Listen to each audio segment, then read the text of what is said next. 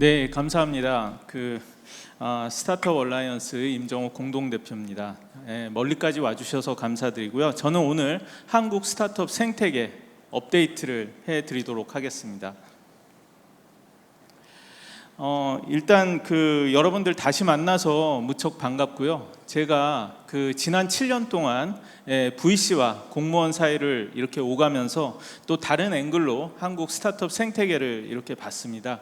그래서 7년 전에 발표했던 내용을 반추하면서 오늘 말씀을 드리려고 합니다.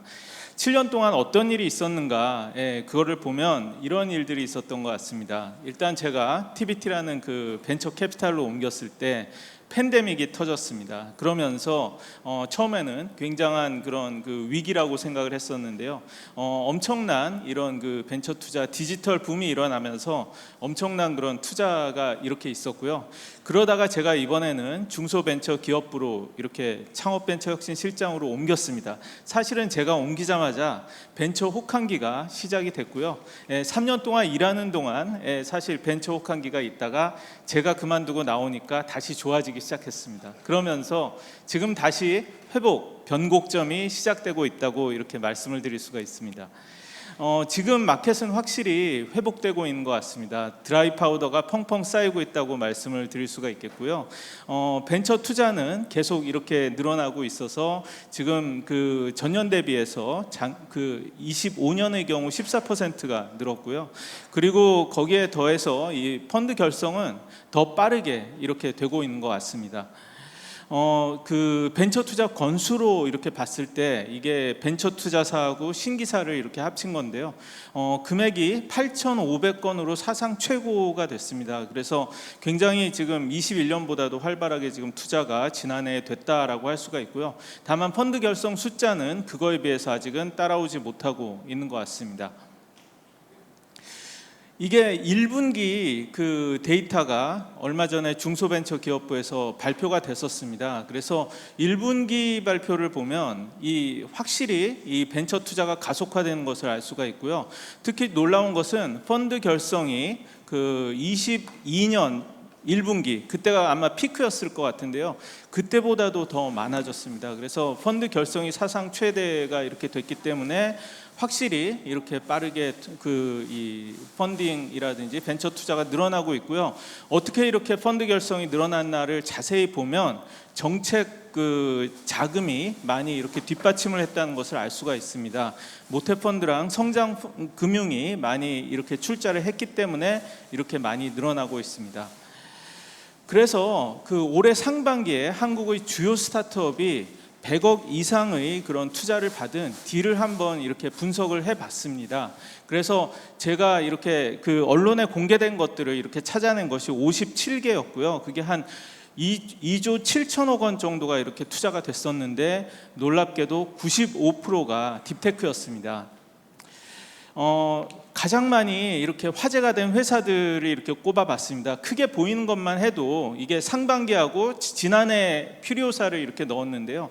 어떻게 보면 AI 삼총사라고 할 수가 있는데 리벨리온, 업스테이지, 퓨리오사가 그렇고 다른 회사들 홀리데이 로보틱스라든지 엑시나라든지 디노티시아라든지 보스반도체 대부분 보시면은 다 딥테크 AI 회사라는 것을 아실 수가 있을 겁니다.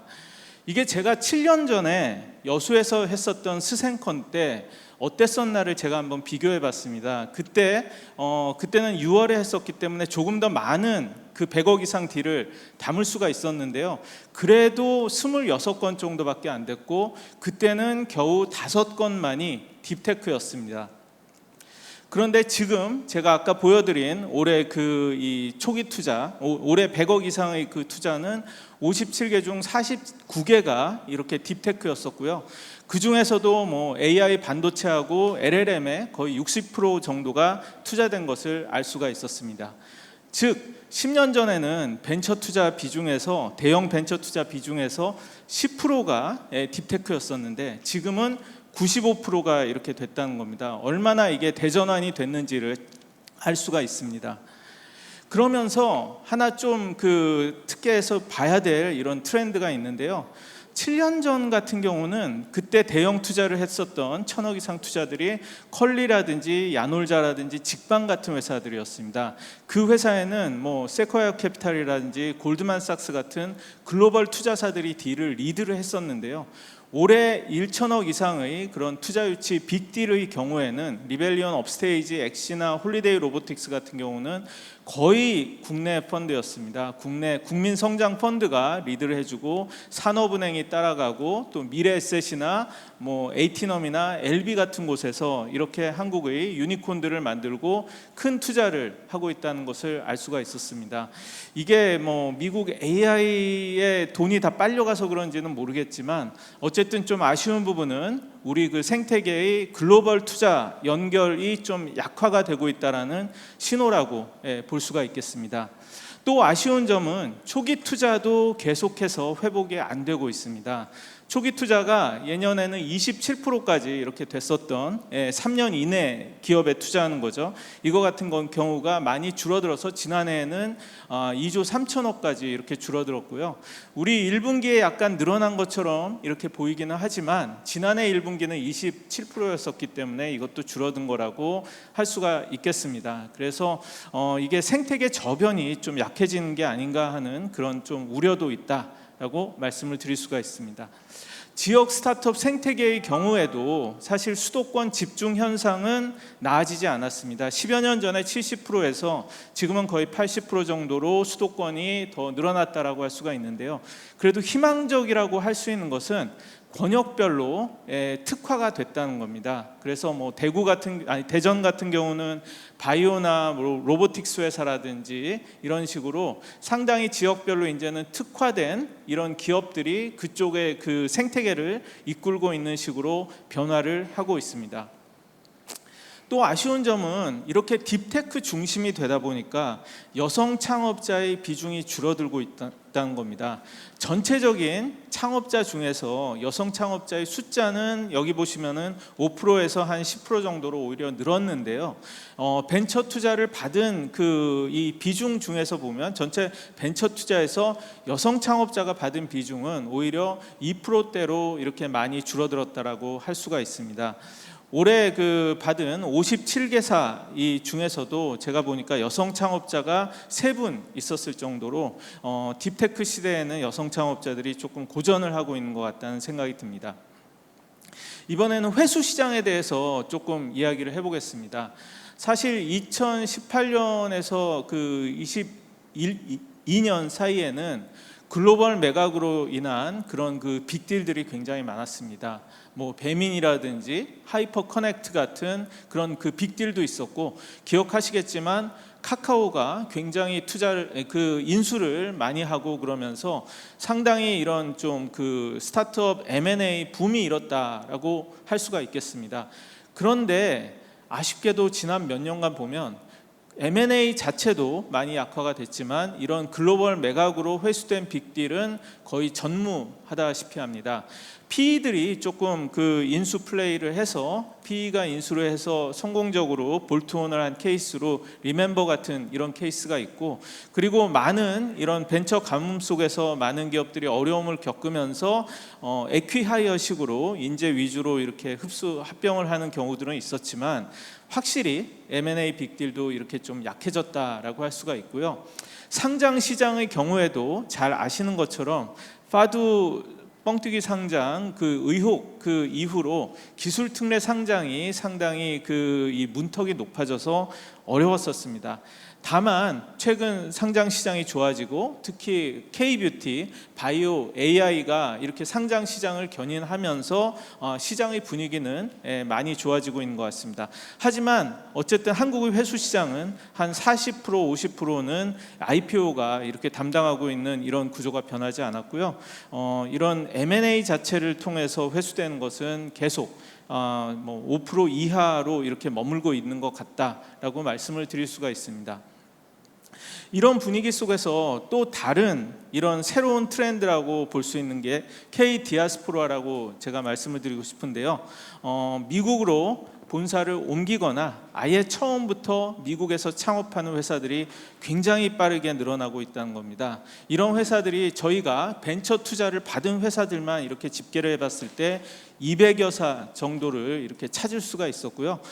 이런 그 회사들의 경우에 그 미국에서 아예 처음부터 해서 큰 시장을 겨냥하고 미국 현지 VC에게 이렇게 투자를 받으려는 그런 그 노력을 하는 회사들이 많이 이렇게 있었습니다. 그래서 이게 한국발 글로벌 스타트업의 새로운 트렌드가 이렇게 시작되고 있다라고 말씀을 드릴 수가 있습니다.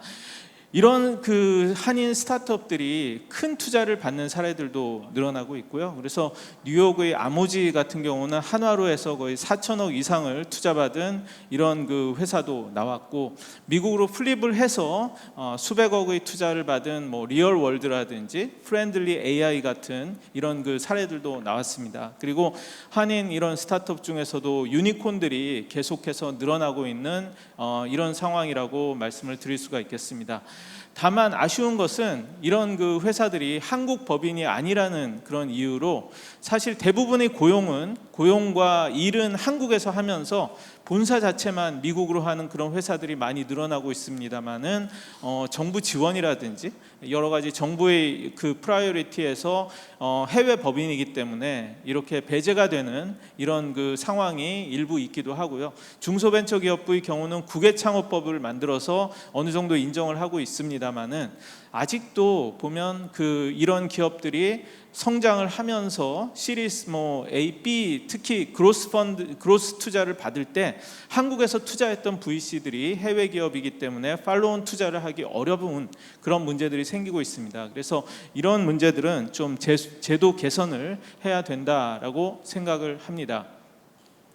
그래서 한국 스타트업 생태계의 7년의 변화를 이렇게 한 장으로 요약을 하면, 플랫폼 중심의 그런 그 생태계에서 지금은 AI 딥테크 중심으로 완전히 바뀌었다고 할 수가 있습니다. 예전에는 글로벌 자본이 성장기에 상당히 활발하게 이렇게 참여를 하고 있었는데요. 지금은 국내 자본 중심이 됐다라는 게 조금 다른 점이고, 그리고 모바일 디지털 서비스 뭐 이런 서비스에서 반도체나 뭐 AI 로봇 딥테크 쪽으로 바뀌게 됐고, 예전에는 미국보다는 어떻게 보면 일본과 동남아 이런 쪽에 눈을 많이 돌렸었는데 동남아에 대해서는 특히 많이 식은 것 같고요. 최근의 관심은 확실히 미국 쪽으로 이렇게 바뀐 것 같습니다. 그러면서 이런 생태계의 대표 선수가 예전에는 구글, 배민, 뭐 쿠팡 이런 회사들이었다라고 하면 지금은 완전히 리벨리온과 업스테이지 같은 회사가 한국 스타트업 생태계의 얼굴이 되는 식으로 좀 바뀌었다라고 말씀을 드릴 수가 있습니다.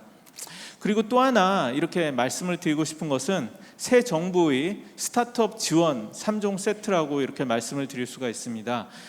제가 생각할 때 이 세 가지가 상당히 스타트업 생태계에 임팩트가 있다라고 해서 말씀을 드리고 싶은데요. 우선 그 모두의 창업에 그 5천 명의 이런 창업자를 뽑아서 이렇게 키우는 모두의 창업 프로그램이 지금 시작이 됐고요. 신청이 6만 명 이상이 신청을 해서 상당히 흥행에는 성공하고 있다는 것 같습니다. 그래서 이게 어쨌든 이벤트성으로 끝나지 말고 우리 생태계, 특히 좀 위축된 초기 창업 생태계에 성공하는 많은 좋은 창업자들을 만들어낼 수 있으면 좋겠다라는 생각을 하고 있고요. 그리고 AI 3대 강국, 이건 꼭 스타트업만을 위한 그런 정책은 아닙니다만은 AI로 방향을 잡고 투자한다는 이 방향 자체는 완전히 맞다고 생각을 합니다. 그리고 그 덕분에 지금 많은 AI 스타트업들이 이렇게 수혜를 받고 있는데, 과연 얼마나 우리가 이 글로벌 무대에서 성공하고 두각을 나타내는 그런 스타트업을 많이 만들어낼 수 있을까가 앞으로 중요하다고 생각을 하고 있고요. 그리고 국민성장펀드 같은 경우도 지금 많은 기대를 모으고 있습니다. 전체 규모가 5년간 150조라고 하는데 여기에서 50조 정도가 스타트업 쪽, 벤처 투자 쪽으로 이렇게 투자가 될 것이라고 합니다. 이 중에서 한 15조 정도를 직접 투자, 35조 정도를 간접 투자로 보고 있습니다. 그만큼 VC들한테도 출자가 많이 될 것이고 이렇게 스타트업에도 리벨리온이나 업스테이지처럼 직접 투자가 많이 될 것 같습니다. 그래서 이런 그 투자가 그 출자가 회복기에는 많이 이렇게 도움이 될 것 같다라고 생각을 합니다만, 다만 좀 조심해야 될 것은 너무 이런 정부의 적극적인 투자라든지 돈이 많이 이렇게 풀리면은 밸류에이션이라든지 이런 데서 거품이 생길 수가 있기 때문에 어느 정도는 민간 생태계와 보조를 맞춰서 가야 된다라는 말씀을 드리고 싶습니다. 어쨌든 그래서 일단 제가 말씀드린 것 같이 2026년 한국 스타트업 생태계는 4가지 도전 과제가 있다라고 이렇게 말씀드리고 싶습니다. 투자 자체의 양극화입니다. 우선 그 AI라든지 딥테크에 이제는 좀 너무 지나치게 쏠려서 소외된 그런 곳들이 있을 수가 있습니다. 그리고 수도권에 집중된 문제라든지 이런 것들에 대해서 좀 신경을 써야 되고요. 그리고 글로벌 연결이 오히려 약화됐다는 점도 사실은 좀 우려가 됩니다. 사실 보면 유럽이라든지 특히 이스라엘 같은 곳들, 다른 나라들을 보면 어느 정도 자국의 이런 그 자본으로 스타트업이 성장을 하다가 이런 이 그로스 단계에 들어서면 많은 글로벌 자본들이 이렇게 들어오게 됩니다. 글로벌 자본들이 들어오면 사실 그 글로벌 자본들이 돈만 대주는 게 아니라 글로벌 시장에서 성공을 하고 연결할 수 있도록 많은 도움을 아끼지 않는데요. 여기에 대해서도 신경을 써야 될 것 같습니다. 그리고 회수 시장의 병목도 좀 우려스럽습니다. 지금 이렇게 많은 투자가 되면 회수가 잘 돼야만 되는데 M&A 자체가 너무 위축이 된 것 같고요. 그래서 이런 대기업들이라든지 이런 곳에서 이 많은 인수를 하고 글로벌 인수가 일어날 수 있도록 하는 게 중요하고 그리고 CVC에 대한 이런 이 규제라든지 이런 것들도 좀 풀려야 된다라고 생각을 합니다. 그리고 민간 활력도 좀 저하가 되는 게 아닌가. 정부 지원 프로그램만 너무 이렇게 커지고, 그리고 국민성장펀드 또 신국부펀드 얘기까지 나오고 있기 때문에 더더욱 이렇게 보면 정부의 주도가 이렇게 커지다 보면 민간의 자율성이 좀 훼손될 수 있지 않는가 하는 그런 우려도 하고 있습니다. 그래서 제가 이렇게 제안드리는 것은 또 이렇게 4가지. 첫 번째로는 다양성을 회복하는 것들. 여러 가지 이것은 소셜 벤처의 지원이라든지 플랫폼 기업에 대한 사회적 문제를 푸는 이런 기업에 대한 관심을 이렇게 갖는 식으로 정부의 정책이 좀 바뀌어야 된다라는 그런 생각을 갖고 있고요. 또 글로벌 양방향 이런 활성화를 하는 것이 중요한 것 같습니다. 지금 투자 활성화를 위해서 우리의 투자 관행이라든지 이런 것들을 더 글로벌 스탠더드하게 만드는 것이 이렇게 중요하고요.